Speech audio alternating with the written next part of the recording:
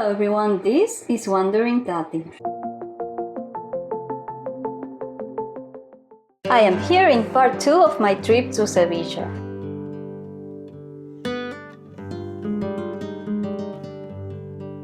In case you haven't seen part 1, you can find the link in the description. But you can still stay here and watch it later if you want.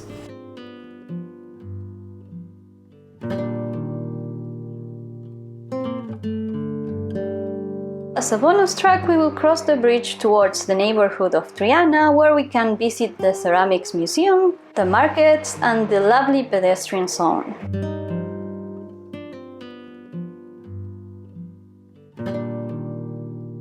This here is Mercado de Triana, inaugurated in 1823. It recently celebrated its 200 years.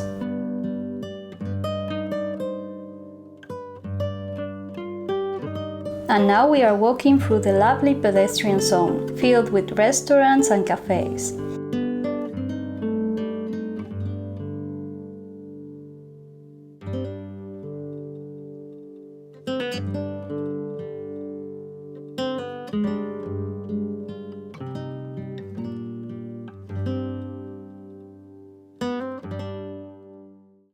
Last time we left the video in Parque María Luisa. Just a short walk from the park is the magnificent Plaza de España. Built for the Ibero-American Exposition of 1929, this large square is an example of Renaissance revival architecture.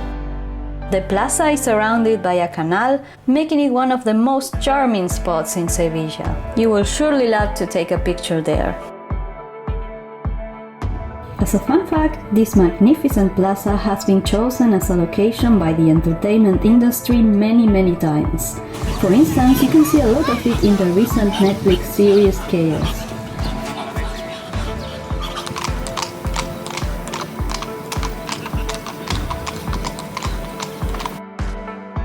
It has an impressive total area of 50,000 square meters and a 550-meter-long canal. The 4 beautiful bridges that cross the canal represent the ancient kingdoms of Spain.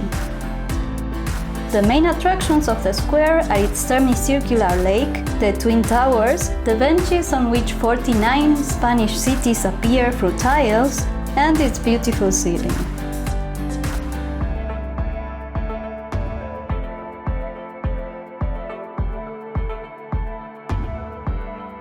Here you can see me next to Valencia's one.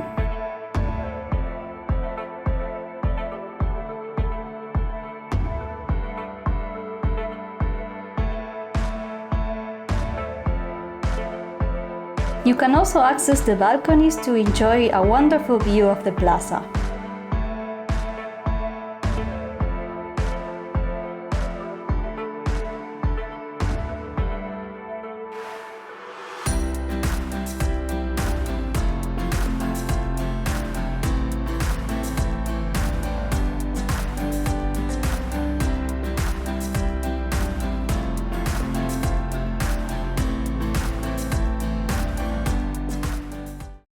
We also explored the Palace of Condesa de Lebrija, a hidden gem in the heart of the city.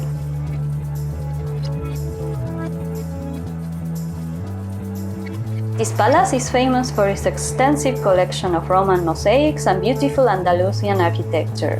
My tip, it has free entrance at 10 a.m. on Fridays, but keep in mind that you must arrive at least half an hour early, as the free entrance has limited places.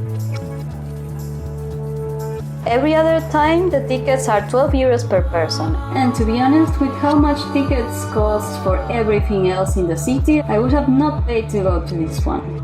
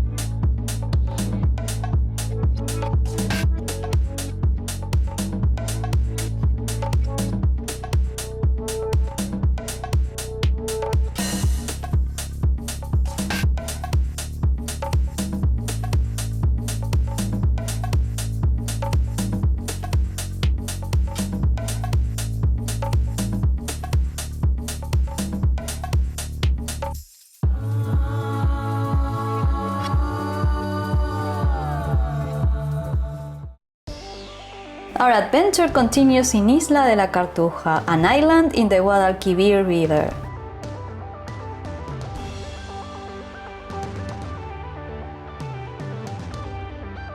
This area was developed for the 1992 Expo and now has some gardens and cultural venues.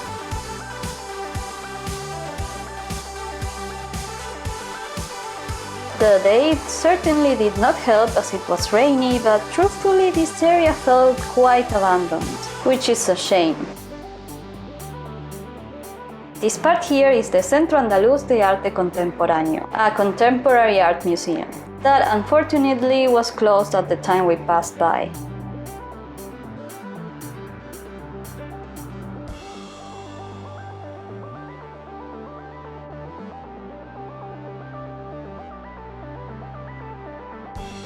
But we got to see this piece, which was quite impressive.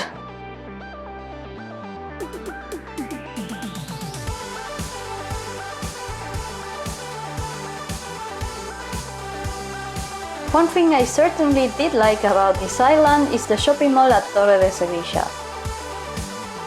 This modern shopping mall is located next to the tallest skyscraper in Andalusia. With a variety of shops and restaurants, it's a perfect spot to wrap up the day. The mall, inaugurated in 2018 and located between the Cartuja Technological District and the traditional neighborhood of Triana, is made so that we can shop out in the open in a sustainable environment, and it includes a cultural offer with the Caixa Forum right in its premises.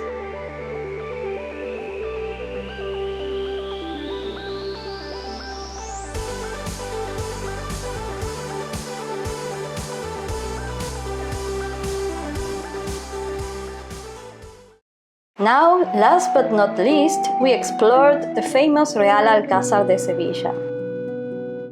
This royal palace is an example of Mudéjar architecture and one of the oldest palaces still in use in Europe.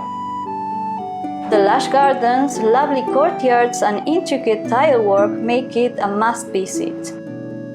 And did you know this place has been featured in many films and TV shows, including no other than Game of Thrones.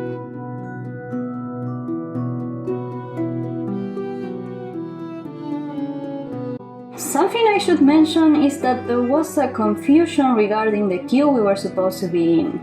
I'll give it the benefit of the doubt and say that perhaps this was a particularly chaotic day, but I should mention that even when you buy the tickets with a specific entrance hour, you will have to make a really long queue. And even though we asked the personnel which queue we should be in with our tickets, they sent us to one, not just me and Mr. Wondering, but a whole bunch of people. We got to the first place and then they said we were not supposed to be in this queue, but in the other one. And they would not let us in. We had to make the queue from the last place again. You know, just a comment for you to be absolutely sure where you are supposed to wait and not lose any time, like me.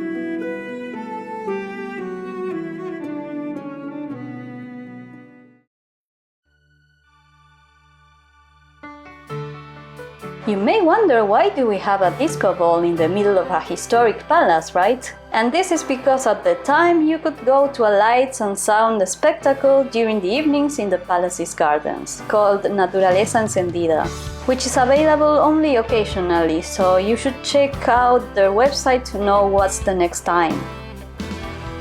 There was also a maze in the park.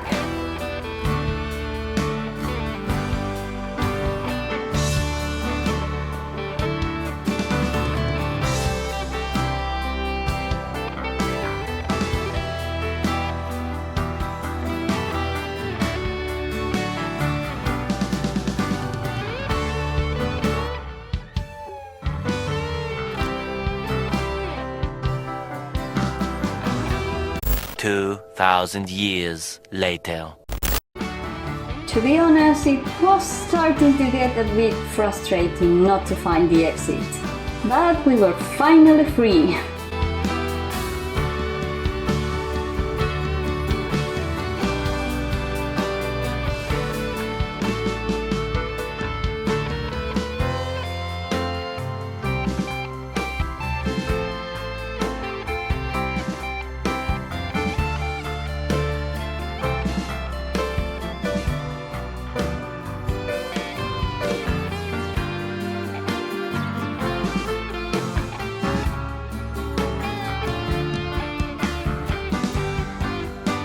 My recommendation is to save enough time so that you can enjoy the Real Alcázar with calm and attention. As you can see, there are several buildings to visit and its gardens are huge.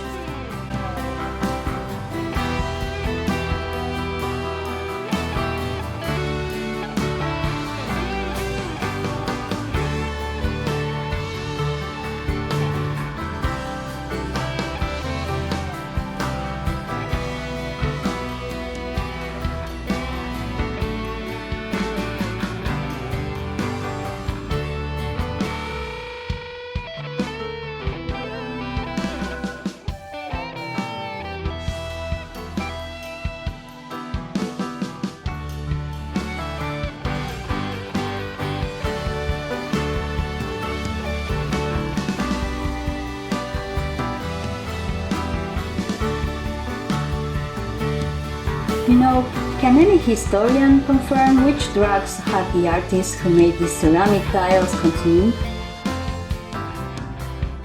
Because they are interesting artistic choices, let's say.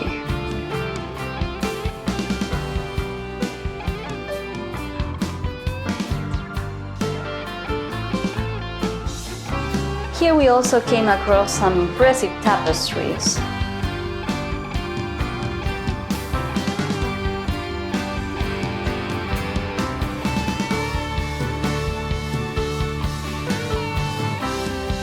That is it for my week in Sevilla. I hope you enjoyed this journey through some of the most iconic spots from the city. Have you been to Sevilla? What was your favorite place? Let me know in the comments below. If you liked this video, don't forget to like, share and subscribe for more adventures. Anyway, thanks a lot for watching. Until next time!